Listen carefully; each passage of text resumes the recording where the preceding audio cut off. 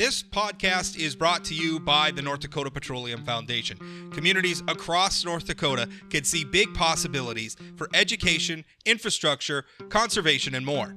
The state's oil and natural gas industry helps make them happen. North Dakota Oil and Natural Gas, advancing the possibilities.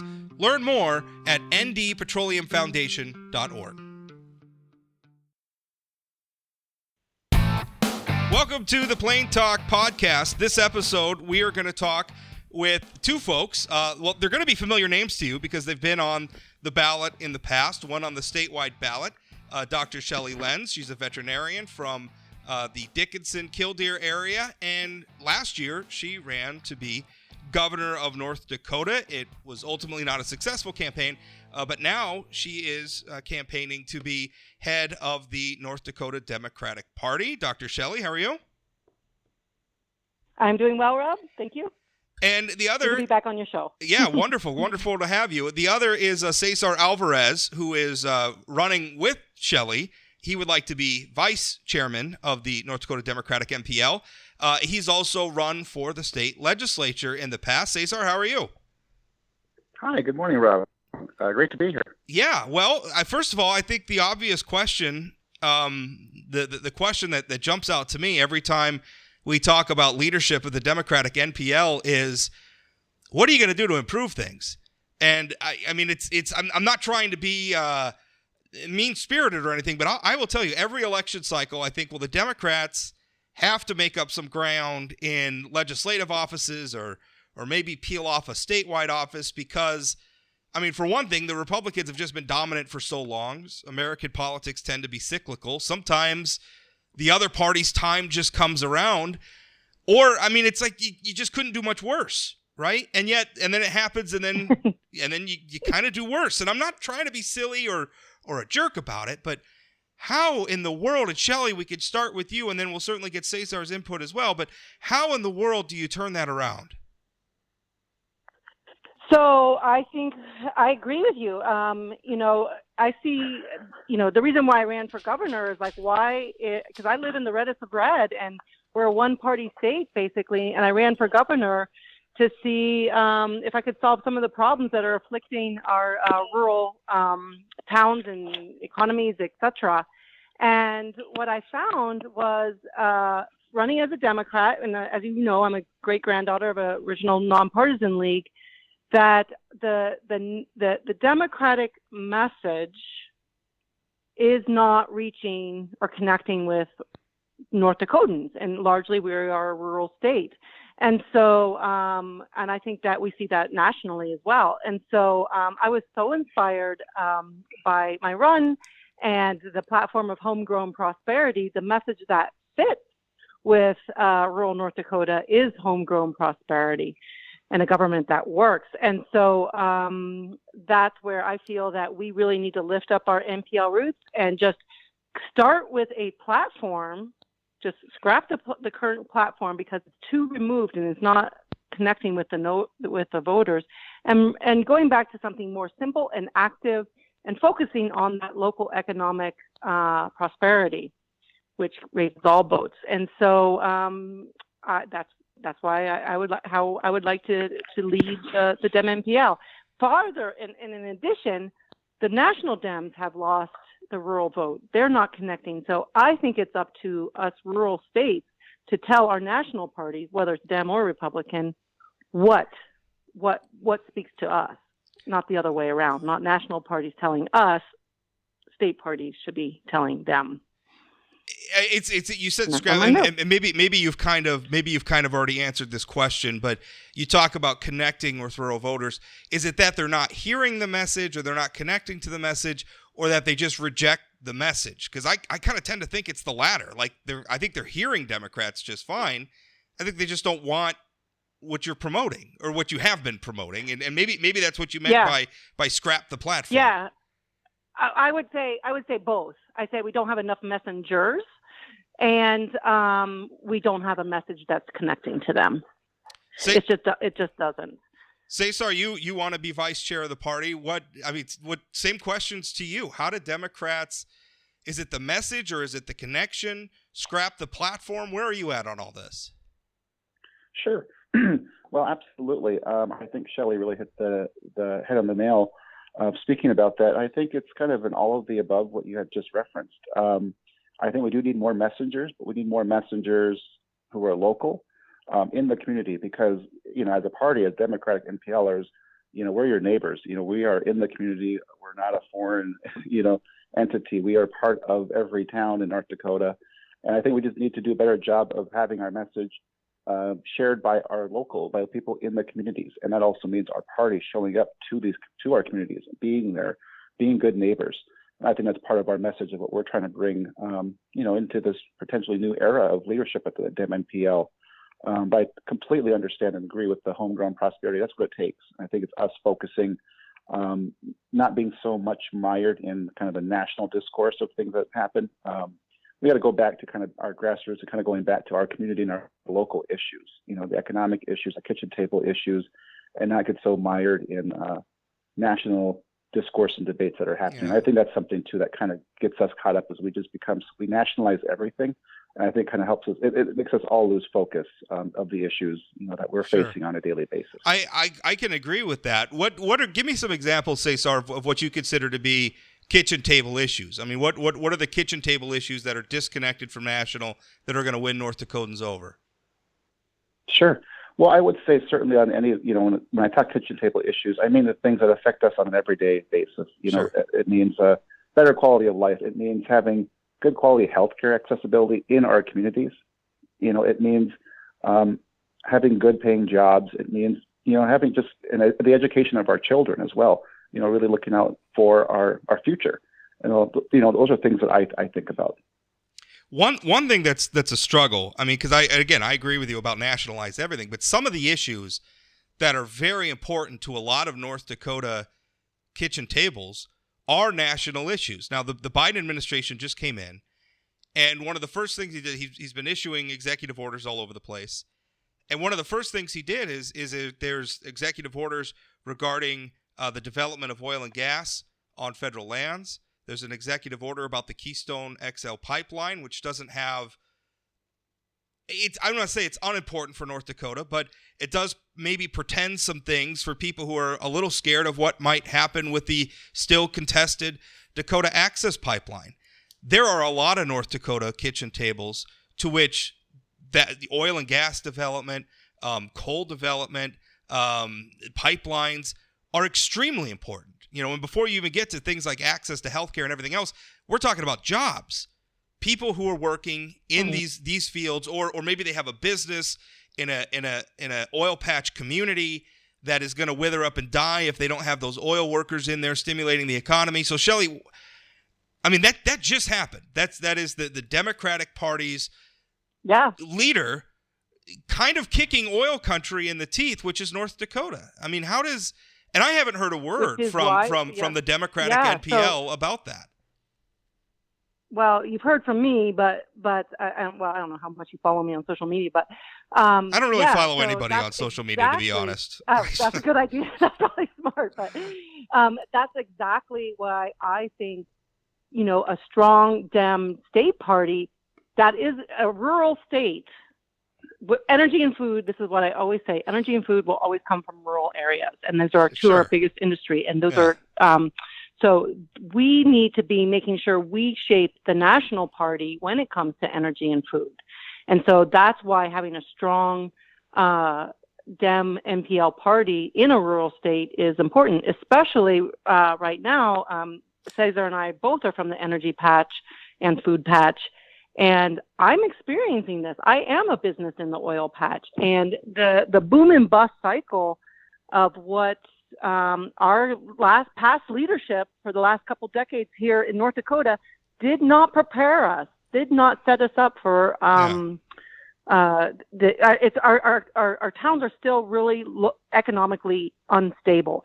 So I'm going to put that squarely. You're trying to move it to like Biden, and I do agree we need to have strong leadership helping them understand the energy, a Democrat of the same party, to help them understand that. But on the other hand, I don't want the North Dakota GOP to to act like they weren't involved in the last 2 decades of not stabilizing our local economies. And again, I'm a big advocate for rural life and rural economies and Sure. stabilizing our economies. And so we should have been working on all the above Sure. energy. Well, I mean, just regardless of what happened to the administration change. I mean, that's what happened with that's the a oil nice industry. that's a nice talking point. But are windmills and solar panels gonna? They can't replace coal and oil. And by the way, what's replacing coal is mostly natural gas, which is mostly a byproduct of oil production, which the Biden administration has declared war on. And listen, Cesar, you're not going to get me to defend the North Dakota Republican Party on their stewardship of the state's finances during the oil boom. They saw a tidal wave of money come in, and they didn't say no to anybody. Yeah. They spent a crazy amount of money, and then when the bottom fell out, they didn't have any money in. I mean, we had money in reserves, but we had to use those reserves to balance the books, and it was a mess. They didn't do that great of a job. So I think that's fair. But if we want to talk about instability, I mean, is it part of the instability, these wild swings we have at the national level where we go from President Trump, who was a very oil and coal friendly administration, to Biden, who's a very not friendly to oil and gas development? I mean, we have these. Doesn't that contribute to the instability? I mean, it's tough. We make commodities and we ship them all over the country and all over the world.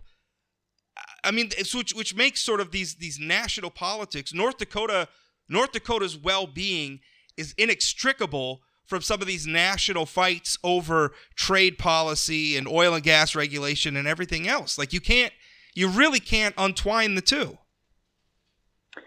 And I don't know if that question was to Cesar or to myself, Rob, but I'll speak and then I'll Either, let Cesar yeah. speak. But that's exactly what our forefathers felt in the NPL. We need to develop policy and politics and energy and food to protect us from those wild outside forces that swing, whether it's changes in the administration, the federal government, viruses, drought, floods, all of that, exploiting our resources. Back in the day, it was the big banks and the big railroads. Now, homegrown prosperity is keeping that here. Like for example, the meat packing plant or the energy I'd like natural gas, and the coal. That's more a market driven problem, I think, because we've been supporting coal for decades, and the coal plant here 30 minutes from me is closing because of markets, not because of it's politics. Yeah, well, no, it's politics. I mean, you can't subsidize the wind industry the way we have. And by the way, keep renewing their subsidy every year when it's supposed to expire and say that that's the market. Yeah, it's the market as heavily shaped by politics. I mean, you can't ignore what we've done. But my understanding is that, North Dakotans themselves don't buy the majority of the electricity. No, we ship it other we're places. a low population state. Right. But exactly. And so we are in competition with other states. Minnesota buys a lot of our electricity, and this is my understanding. You can correct me if I'm wrong, but Minnesota chose not to buy that coal. But that was energy. a political so choice. So that's another state. That's a political that choice, market though. Decision. That's not really a market. Well, I know, but it's the market, right? We're selling to other states, and states are run by government. Yeah. So, Cesar, your thoughts. So that's that. Yeah, your thoughts. I mean, to me, this is the big struggle. Is that a lot of the national Democratic policies, and I don't want to just talk about them, but again, it's hard not to. I think it's hard for the average North Dakotan, whose life is very much impacted by agriculture and energy, to think, well, I'm going to vote for a Democrat when we look at the National Party and say, gosh, these guys are not for us. Sure. And as myself personally, I'm very much affected by the oil and gas. Sure, you're from the MHA community. That's right. The heart. Yeah. That's right. The heart of the Bakken. That's right. So, you certainly won't hear from myself anything about being a war on oil or anything like that. I have community members and friends of mine and family who are very much, the work in the oil fields, and it's, brought them. It's a blessing. It's really brought them good economic, good paying jobs and benefits, and I'm very happy for them. And that's something that I think why Shelley and I are running is to kind of bring it back, our party, our North Dakota Democratic-NPL party, back to being a North Dakota Democratic-NPL party and not being a DNC. which I think is something that, I'm a proud Dem NPLer. I always say that first and foremost. And I think that's something about having us, at the top of the, running the party, is being able to bring that perspective and those experiences that we have in informing our, state party platform and our messaging is very much being an all of the above approach. It's not so much a talking point, but it's also realistic policy, but not writing off the Bakken or coal country, which are huge parts of our economy, the drivers of our economy in the past decade for sure. And that's just something that we intend to bring. Is we're very much a part of it every day, and it's something that I think we can always push for better ways of having good, responsible development, but still development nonetheless. And I think that we can bring that message, and with the right messengers, of course, in these communities. And really reminding everybody that we are the Dem NPL. We're not the Democrats, the DNC. We are the Dem NPL. Focused on our local communities here in North Dakota. Shelley, the offices that you and Cesar are running for they're not offices where you govern, right? They're not public policy making offices. These are political offices where you try to get people elected who will govern, right? So when you come into, and let's say you get elected, you two get elected chair and vice chair, what would you do differently? I mean, obviously you're running for a reason, and you don't think that the current leadership of the party is fine. Otherwise you wouldn't be running. So what would you change? So I would simplify our platform and to an active legislative platform that our messengers can run on. And so because we need to start winning some of these elections out west here. I think we have like one legislator, west of I-29. And so it's not because we don't have Dems out here, it's that we need something for us to run on that's very specific and connect that legislator with their community and make sure that they understand by voting for this person, you are voting for this policy that they're going to advocate for in legislature. Very much so like our NPL did. So our NPL, my great-grandparents, they did that with a year and a half. They completely transformed the Republican Party, running on 5 legislative active positions. That's how we're going to do that. But we have to hear what they want to do for their community. And then also spend more time, shoe leather time, phone time, windshield time, talking to every gosh darn. No, you can say goddamn. That's all right. I'm not offended. Sorry. This is podcasting. This is the anything. You can say any damn thing you want. Okay. No, and that's what I loved about my governor's race is when you did that, it wasn't even it didn't feel political. It just felt like a complex problem-solving endeavor. And it was so inspirational because there's some good ideas out here. Well, what are the 5? It's not just them. If I read your news release and some of the resulting media coverage of it, and it seems like you haven't identified what those issues are yet. Like you said, 5 or a half dozen specific policy ideas, but you're going to go and talk to the public about what they think those are. Yeah, and I can guess from some of them from just the campaign from the last year, but a lot of it is going to be local economic development, probably leaning toward that because that raises all boats. Economies built on place, whether it's the meatpacking plant or energy sector or whatever it is my guess. Healthcare is a big one. Local economic access to healthcare and our rural hospitals that is unrelated somehow to whatever happens at the federal government, because that's just a political football. And then childcare. Those are real big issues, but we would want to not just say childcare. I'm like, what specifically would we advocate for, so they understand. So when you have a waitress running for legislature, she might not understand like the complexities of energy development. So that is where the messaging and the bringing our local knowledge and expertise into helping that waitress who's running for legislator on something that's really important to her, let's say childcare, will understand that. It's an interesting thing because it's really the first step in a two-step process, and I'll direct this at Cesar. One thing like Shelley, let's say you and Shelley go out and you find 5 or 6 issues that you think are the top issues and they're very important, and I suspect they're not going to be all that different from issues that we already hear at the legislature and that policymakers have already been trying to solve. But then the next step is, well, what process are we going to use? What approach are we going to use to solve them? Because you could identify childcare, and I agree with that. That's a problem for our state. It's hard to go to work, and especially, the pandemic has just made it terrible. As somebody who has tried to both work from home and also be a school marm, I have a lot of talents, but teaching my kids math is not one of them. It's been a struggle. So even beyond the pandemic, childcare is an issue, but how do we solve that? I think a conservative might say, well, maybe we could deregulate.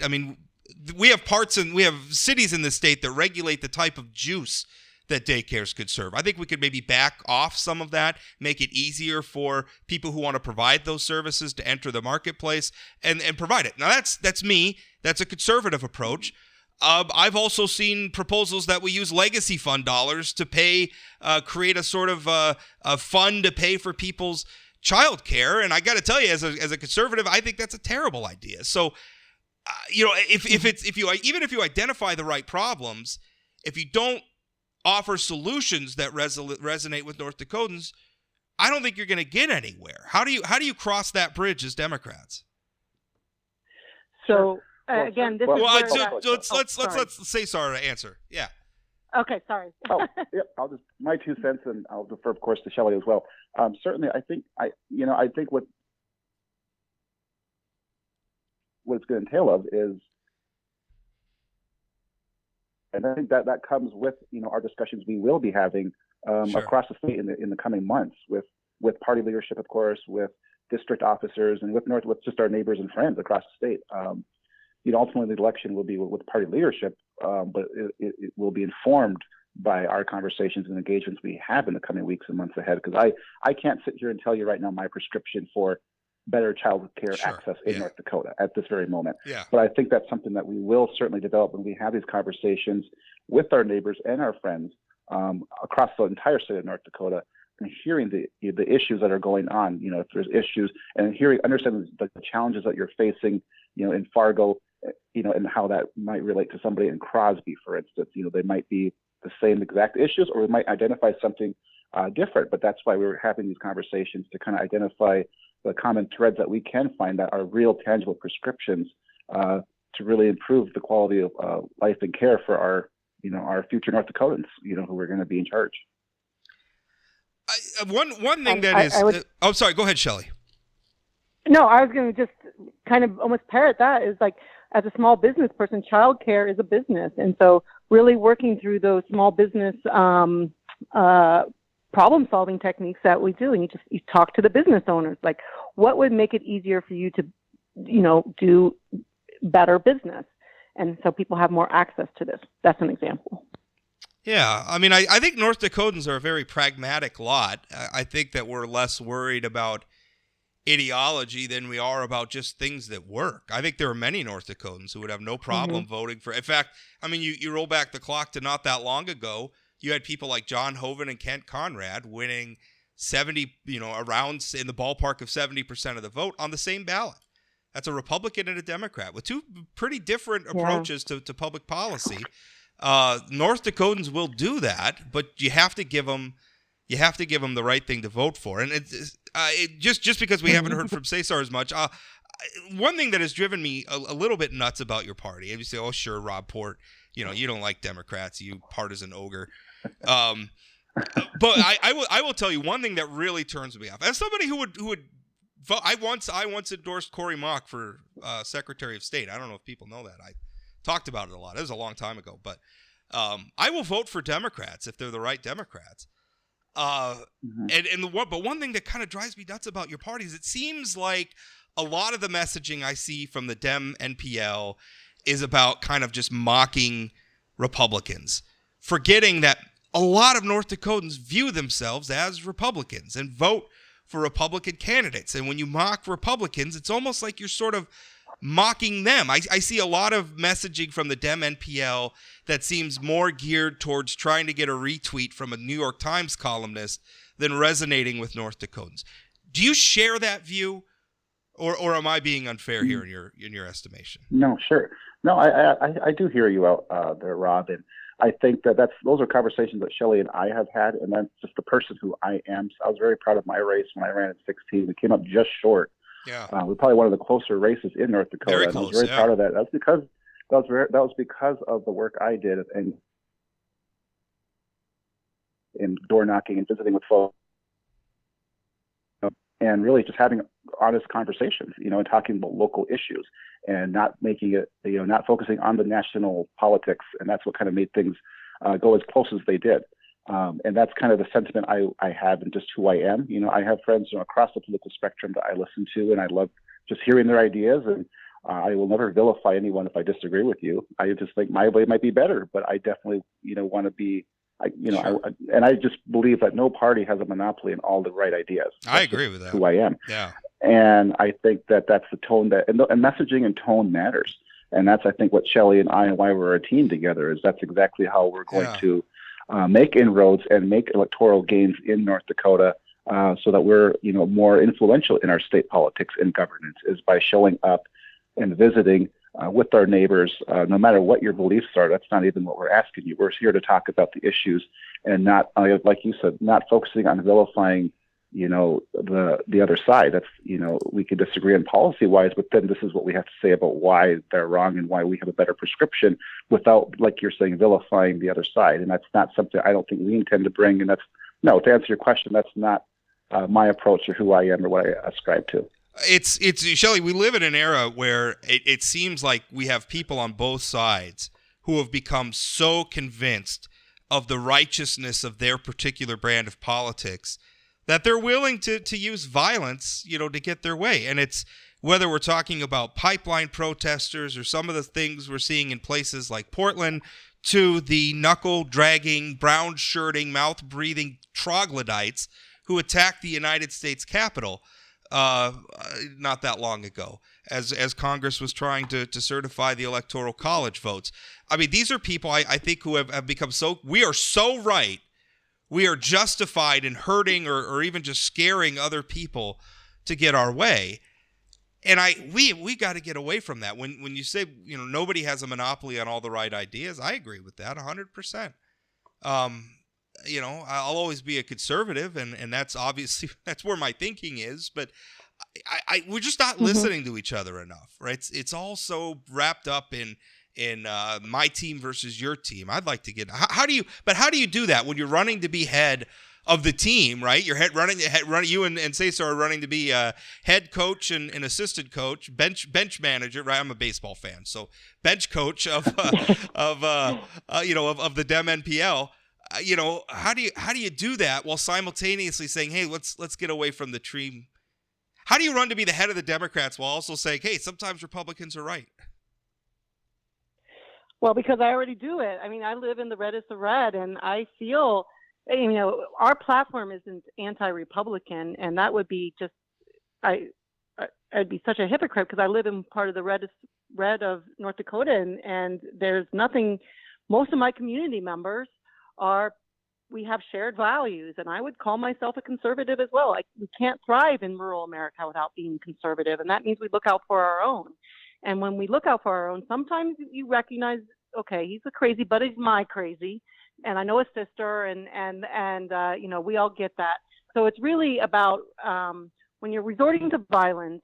I mean, that's usually that's the last resort, and so they're not being heard. So you actually talk to them, listen to their idea, and you critique your ideas based on their ideas, right? And not just listen and say you're listening, but change your mind because of what they've said, if it makes sense. Like, be willing to change your mind, and really focus on that you are a North Dakotan first, and then you are whatever political party you're with.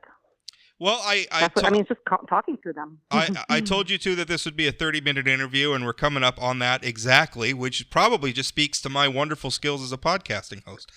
if I could be conceited there for a moment. I love it. I love it. This is a little unusual that you're running. We don't typically the heads of the party are it's very inside baseball. There's not like a big public announcement. Like you just kind of get a news article one day like so-and-so's the new chair of the Republican Party or so-and-so's the new chair of the Democratic Party. It's not often campaigned for publicly this way. So this is a new thing, Shelley, that you two are doing. Or I won't say new. New It's fresh ideas. It's different. It's different from recent history. We'll put it that way. Yeah. No, and actually that's part of the problem. Like, I'm actually not very political until I realized how much policymakers affect my life and my community. And so just bringing that energy and enthusiasm back into politics, not to be something afraid of or, you don't want to talk about. So that's what we're hoping to do. Yeah. And podcasts like yours, just talking. My father's a very apolitical person, is completely baffled at what I do for a living. Like just it doesn't understand my interest in it, doesn't understand why do you want to talk to those people, who cares?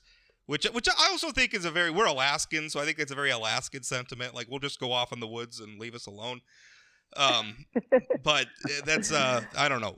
Good luck to both of you. I'm looking forward if not to begin voting for Democratic candidates, at least maybe a change in the tone of politics and a change in the approach. If you're successful, I think that could be healthy. Yeah, I think people are hungry for that, Rob. I really do. I think they so. are. Cesar, any last thoughts? Nope, absolutely. I think that this has been fun conversation, and I think, should we be given the fortune and honor of, leading our party, I think this is part of, how we can really change the tone and the discourse in our state politics is by, having these conversations on all platforms with every North Dakotan, yourself and everybody else of all views, and just having honest conversations and just reminding folks that, we're all good North Dakotans. We're all neighbors. We're all friends. Sure. And that's kind of what helps I think, cool things down and really just talk and get to really workable solutions. Yeah. So I'd look forward to doing this more often. Definitely. Well, thanks to the both of you. Appreciate it.